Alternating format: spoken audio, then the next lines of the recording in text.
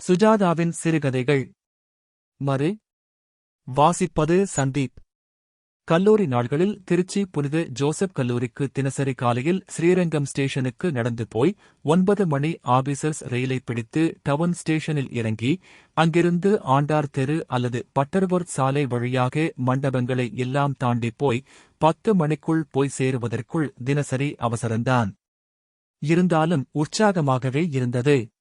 மஞ்சளாக season pass எடுத்து திருப்புகள் பஜனையும் சீட்டாட்டமுமாக, அந்த வண்டியில் சன்னலோரமாக காலரில் கைக்குட்டையைச் செருகிக் கொண்டு காவேரி வரும்போது எட்டிப் பார்ப்பதெல்லாம் குஷிதான். ஒரு விஷயந்தான் சரிப்பட்டு வரவில்லை. பாட்டி தினப்படி கைச்செலவுக்கு என்று கொடுக்கும் காசு. ஒருநாள் கல்லூரியிலிருந்து தாமதமாக வந்தால் ஊரைக் கூட்டிவிடுவாள். என் நண்பர்களில் எவன் படிக்க வருவான், யார் குக்கோக புத்தகம் கொண்டு வருவான் என்பது அவளுக்கு தெளிவாகத் தெரியும். என் புத்திசாலித்தனத்தைப் பற்றி அவளுக்கு சந்தேகம் இல்லை. இறந்து போன தாத்தா, அவள் கணவர் P.A. படித்தபோதே M.A.வுக்கு பாடம் எடுத்தாராம். இது எந்த வகையிலும் சாத்தியமில்லை என்று சொல்லி பார்த்தும் பிரயோசனம் இல்லையு. நாலனாவுக்கு மேல் கொடுத்தால் பேரன் கெட்டுப் போய்விடுவான் என்று பாட்டிக்குத் தளராத நம்பிக்கை. பெற்றோர்களை விட்டு அவளிடம் வளர்ந்ததால் என்னுடைய நற்பெயருக்கு பாட்டி பொறுப்பேற்றுக் கொண்டு இருந்தாள். அவர் புத்திசாலித்தனத்தில் 1/4 பங்கு எனக்கு இருந்தால் போதும். ஆனால் அம்மா வழி தாத்தா சினிமா எடுத்து தேர்தலுக்கு நின்று சீரழிந்தவர். அவர் சுபாவம் என்னிடம் தலை காட்டாமல் பாதுகாக்கத்தான் கைச்செலவுக்கு நாலனாவுக்கு அந்த நாட்களில் சுமாராக வாங்கும் பலம் இருந்தது என்று சொல்லத்தான் வேண்டும். தெப்பக்குளத்தை ஒட்டியிருந்த பெனின்சுலர் கபேயில் ஒரு சாதா தோசையும் காபியும் கிடைக்கும். அவ்வளவுதான். சாப்பிடும் ஐட்டத்தை மாற்ற முடியாது. இனிப்புப் பட்சணம் எல்லாம் பேச முடியாது. சினிமா போக முடியாது. 8 நாளைக்கு காபி அல்லது தோசை என்று ஒன்றை தியாகம் செய்து சேர்த்து வைத்துதான் போக முடியும். இது சிரமம்.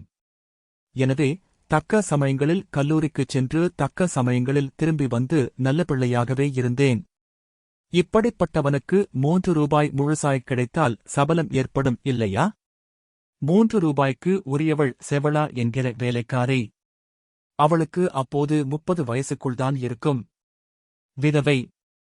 சின்னராசு என்ற அழுக்கு டிராயர் பையனை எப்போதும் உடன் வைத்திருப்பாள். காலை 5 மணிக்கு வருவாள். திண்ணையில் படுத்திருக்கும் என்னை பாயோடு தள்ளி வைத்துவிட்டு பெருக்குவாள். என்மேல் நீர்த்திவலை படும்படியாக சளக் சளக் என்று வாசல் தெளிப்பாள். ரங்கராசு, ரங்கராசு என்று என்னை 2 முறை கூப்பிட்டுப் பார்ப்பாள். அப்படியும் நான் எழுந்திருக்கவில்லை என்றால் பாயோடு சேர்த்து இழுத்து திண்ணையிலிருந்து கவிழ்த்து என்னை எழுப்பிவிடுவாள். நான் வேடர்கள் தூரத்துவது போல் எல்லாம் கனவு கண்டு இறுதியில் பாழங்கிணற்றில் விழுவதற்கு முன் எழுந்திருந்து அவளை மூதேவி, முண்டம் என்றெல்லாம் திட்டுவேன். அவள் சிரித்துக்கொண்டு, என் ராசா, பள்ளியோடத்துக்கு நேரமாவதில்லே என்று மறுபடுக்கையைப் பற்றி சிந்திக்க நேரம் தராமல் சுருட்டிவிடுவாள். உடனே குளித்தாக வேண்டும். இல்லையேல் பல் தேய்க்கும்போதே இடுப்பு வேட்டியை உருவிக்கொண்டு போய்விடுவாள். இவளைப் பற்றி பல முறை புகார் செய்தும் பாட்டி இவளை அதட்டியதில்லை. அதிகாலை புயல். 30 நிமிஷத்தில் வாசல் தெளித்து வீடு பெருக்கிப் பற்று பாத்திரம் பாய்லர் தேய்த்து முடித்துவிடுவாள். வாரத்தில் சில தினங்களில் மாவு அரைப்பது, கடைக்குப் போவது போன்ற உபரி வேலைகள் எல்லாம் சேர்த்து சம்பளம் 3 ரூபாய். இந்த 3 ரூபாயைத்தான் நான் ஒருமுறை திருடினேன். தற்செயலாகத்தான் நிகழ்ந்தது. கல்லூரி இல்லாத ஒரு நாள் லாலிஹாலில் வழக்கம் போல் நண்பர்களுடன் அரட்டை அடித்துக் கொண்டு இருந்தபோது குல்சா என்கிற ரங்கநாதன், ஏய், நீ அவ்வளவு பணக்காரனாடா என்று கேட்டது எனக்கு புரியவில்லை. பார்டா, புஸ்தகத்தில் என்ன அலட்சியமா ரூபாயை செருகி வச்சிருக்கான்? பார்த்தபோது எனக்கு திக்கென்று ஜூலியஸ் சீசர் புத்தகத்தில் 3 1 ரூபாய் நோட்டுகள் செருகியிருந்தன. வேண்டாம்னா கொடுத்துடுப்பா. கிழிட்டில மாட்டி போய்க்கரேன். என் மனதில் எண்ணங்கள் ஓடின. எப்படி இந்த ரூபாய் என் புத்தகத்துக்குள் வந்திருக்க முடியும்? யோசித்ததில் புரிந்தது. இந்தச் செவளாக்கிற்கு சம்பளப் பணத்தை வேலை செய்யும்போது பத்திரமா இருக்கட்டும் என்று அலமாரியில் என் புத்தகத்தில் செருகியிருக்கிறாள். நான் கவனியாமல் எடுத்து வந்துவிட்டேன். இந்த பணம் என்னது இல்லேடா. எங்க வீட்டு வேலைக்காரி சம்பளப் பணம் என்று சொல்வதற்குப் பதிலாக வாடா ISCH போகலாம் என்றேன். ஏதுடா பணம்? அதெல்லாம் கேட்காதே, வரையா? இல்லையா? ICH என்பது விசிறி தலைப்பாகை வைத்துக்கொண்டு வெயிட்டர்கள் பீங்கான் கோப்பைகளில் காபி கொண்டு வரும் ஒஸ்தி ஓட்டல். டிப்ஸ் எல்லாம் வைக்க வேண்டி வரும். கப் காபியே 4 அங்கே போய் நான், குல்சா, பாபு மூவரும் காபி சாப்பிட்டோம். ஸ்பென்சர் பக்கமாக பெட்டிக்கடை இருக்குமே, அங்கே போய் பிளேயர்ஸ் சீக்ரெட் பிடித்தோம். பருவமங்கை என்ற புத்தகத்தை 8 வாங்கினேன். கெயிட்டியில் ராஜ்கபூர் ஆவாரா படம் 2வது தடவை பார்த்தோம். இருட்டில் இன்னொரு சிகரெட் பிடித்தோம். குல்சா மட்டன் கட்லெட் சாப்பிடலாம் என்றான். நான் தான் வேண்டாம் என்று சொல்லிவிட்டேன். ஒரு நாளைக்கு இத்தனை பாவங்கள் போதும் என்று தோன்றியது. 3 ரூபாயில் 6 மணி வண்டியில் திரும்பும்போது 2 பாக்கி இருந்தது. அதையும் உப்புக்கடலை வாங்கி தீர்த்துவிட்டான் பாபு. வீடு திரும்பும்போது வயிற்றுக்குள் கடபுடா. தேர்முட்டி திரும்பியதுமே பாட்டி வீட்டு வாசலில் தெரிந்தாள். கண்ணைச் சுருக்கிக் கொண்டு நான் வருகிறேனா என்று பார்த்துக் கொண்டு இருந்தாள். அருகில் செவளாவும் காவேரி மாமியும் நின்றார்கள். அருகில் வந்ததும் காவேரி மாமியும் செவளாவும் என்னை பார்த்து சிரித்தார்கள். அதாவது நானே பணத்தைக் கொண்டு போய் புஸ்தகத்தில் செருகி வைத்துவிட்டாயே, இந்தா என்று நிச்சயமாக திருப்பிக் கொடுத்து விடுவேன் என்கிற எதிர்பார்ப்பில் சிரிக்கிறார்கள். நானா? முகத்தை ரொம்ப ஒன்றும் அறியாதவனாக வைத்துக்கொண்டு பிராக்டிகல் இருந்ததா? 5 மணி வண்டியை விட்டுட்டேன். அதான் தாமதம் பாட்டி என்றேன். தாமதமானது கிடைக்கிறது. இவ பணம் என்ன ஆச்சு சொல்லு. என்ன பணம்? சம்பள பணம்டா. செவளா உன் புஸ்தகத்தில் செருகியிருந்தாளாமு. என்ன? என் புஸ்தகத்திலேயா? என் புத்தகங்களை எடுத்து நிதானமாக புரட்டிப் பார்த்தேன். இல்லையே. இஸ்கூலுக்கு போவையில பாக்கலையா ராசா என்றாள் செவளா கலவரமாக. இல்லையே. போக்கணன் கெட்டவளே, புஸ்தகத்தில் கொண்டு செருகுவாளோ?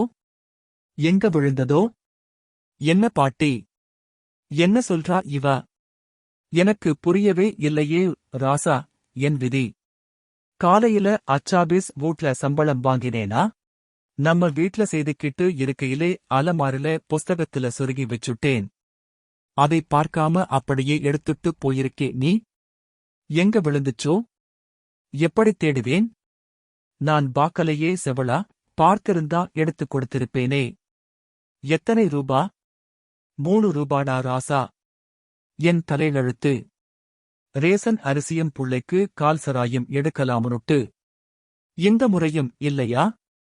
என் விதி என்று அழத் துவங்கியவளை என்னால் நேருக்கு நேர் பார்க்க முடியவில்லை. பணம் போயிருச்சு. கொலுசை வச்சுத்தான் கடன் வாங்கணும். இத பாரு செவளா, என் பேரன் இருக்கானே, அதுக்கு திருசமன் எல்லாம் தெரியாது. பணத்தை பார்த்திருந்தா நிச்சயம் கொடுத்திருப்பான். நீதான் எங்கேயோ கவனம் இல்லாம போட்டிருக்கே. ஐயோ. நம்ம ராசாவை எடுத்ததா சொல்லலாமா? என்ன வம்சம்? இது எடுக்குங்களா? என் ரங்கராசாவை எனக்குத் தெரியாதா? என் தலைவிதி என்று மூலையில் உட்கார்ந்து அவள் அழுதது தீட்டின ஈட்டியை என் உள்ளத்தில் பாய்ச்சியது போல இருந்தது. என்ன காரியம் செய்துவிட்டோம்? 3 ரூபாயை 3 மணி நேரத்தில் வேட்டுவிட்டு என்ன சாதித்து விட்டோம்? மாசம் முழுக்க ஓடியாடி உழைத்து சம்பாதித்த பணம். கொல்லைப் பக்கம் முகம் கழுவிக் கொண்டு இருந்தபோது பாட்டியிடம் போய், பாட்டி நான்தான் எடுத்தேன், செலவழித்துவிட்டேன் என்று உடனே ஒப்புக்கொள்ளும் தைரியம் வரவில்லை. பாட்டி அடித்திருக்க மாட்டாள், திட்டியிருப்பாள். திட்டட்டுமே, என்ன போச்சு? ஏன் அந்த தைரியம் வரவில்லை?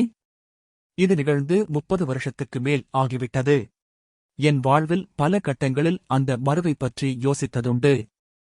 செவளா என்ன ஆனாள் என்று தெரியாது. அவளை தேடிப்போய் 3 ரூபாயை திருப்பிக் கொடுக்கலாமா என்று யோசித்ததுண்டு. ஆடிட்டர் நண்பரிடம் ஒருமுறை கேட்டதற்கு சுமாரான வட்டி விகிதத்தில் கூட அவளுக்கு 1044 ரூபாய் தர வேண்டும் என்றான். 1000 ரூபாய் பெரிது அல்ல, நான் செய்த குற்றத்தை ஒப்புக்கொள்ள வேண்டும். அதற்குரிய தைரியம் பாபநாசத்தில் ஒரு மே மாதம் பாட்டி செத்துப் போவதற்கு முன்தான் வந்தது. அத்தனை வருஷங்களாயின.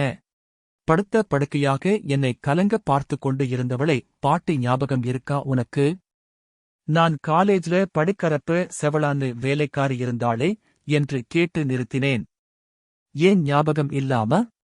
அவ கூட ஒரு தடவை புஸ்தகத்தில் ரூபாய் நோட்டை வச்சுட்டு அதை நீ தொலைச்சுட்டையே பாட்டி, ரொம்ப நாளா உன்கிட்ட சொல்லணும்னு இருந்தேன். அன்னிக்கு அதை நான் தொலைக்கலே. வேணும்னுட்டே திருடி செலவழிச்சுட்டேன் பாட்டி என்றேன். எனக்கு தெரியுமே என்றாள் பாட்டி.